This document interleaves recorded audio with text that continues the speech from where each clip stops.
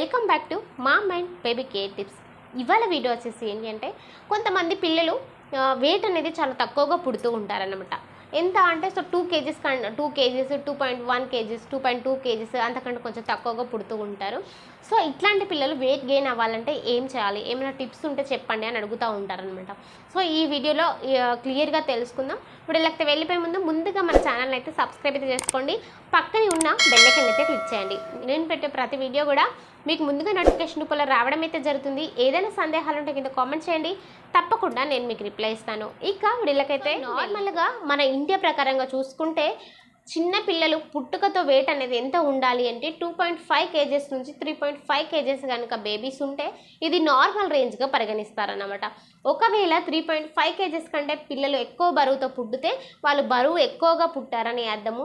ఒకవేళ 2.5 కేజెస్ కంటే తక్కువగా పుడితే వీళ్ళు చాలా బరువు తక్కువగా పుట్టారని అర్థం అన్నమాట. సో ఇలా బరువు తక్కువగా పుట్టిన పిల్లలు మళ్ళీ వెయిట్ గెయిన్ అవ్వాలంటే ఏం చేయాలి అని అడుగుతూ ఉంటారు. కొంతమంది మదర్స్ అయితే చాలా భయపడిపోతూ ఉంటారు అన్నమాట.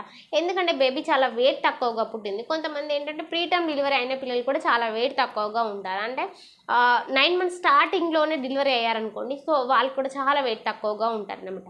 సో మరి వీళ్ళు ఎలా వెయిట్ గెయిన్ చేయాలి వీళ్ళను? సో ఎందుకంటే పిల్లలకు ఫీడ్ తప్ప ఏమి ఉండదు కదా, మరి ఎలాంటి టిప్స్ యూస్ చేస్తే వీళ్ళు వెయిట్ గెయిన్ అవుతారనేది ఈ వీడియోలో తెలుసుకుందాం. సో వీళ్ళు 2.1 కేజీస్ 2.2 ఇట్లా పుట్టిన పిల్లలు చాలా వెయిట్ తక్కువగా ఉన్నట్టే.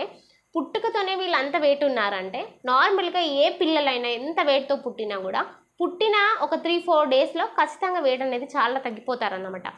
సో సో ఇంకా ఇప్పుడు ఈ 2.5 కేజీ 2.1 2.2 పుట్టిన పిల్లలు ఇంకా వెయిట్ తక్కువగా అవుతారు. సో అట్లా అయినప్పుడు ఏంటంటే వాళ్ళు చాలా బాగా నీరస పడిపోతారన్నమాట. సో నీరస పడిపోయి ఏమైనా ఇన్ఫెక్షన్స్ కూడా సోకే ప్రమాదం ఉంటుంది ఇట్లాంటి పిల్లలకి. సో మరి ఎలాంటి జాగ్రత్తలు తీసుకోవాలి అంటే, ఖచ్చితంగా పుట్టిన వెంటనే పిల్లలకి చేయాల్సింది ఏంటంటే, ఫస్ట్ మదర్ యొక్క ముర్రుపాలు అనేవి పట్టించాలి.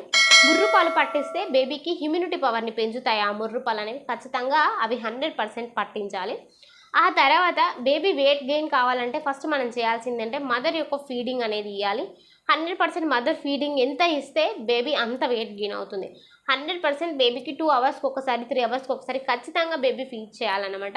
ఎందుకంటే పిల్లలు నార్మల్గా న్యూబర్న్ బేబీస్ బాగా నిద్రపోతూ ఉంటారు.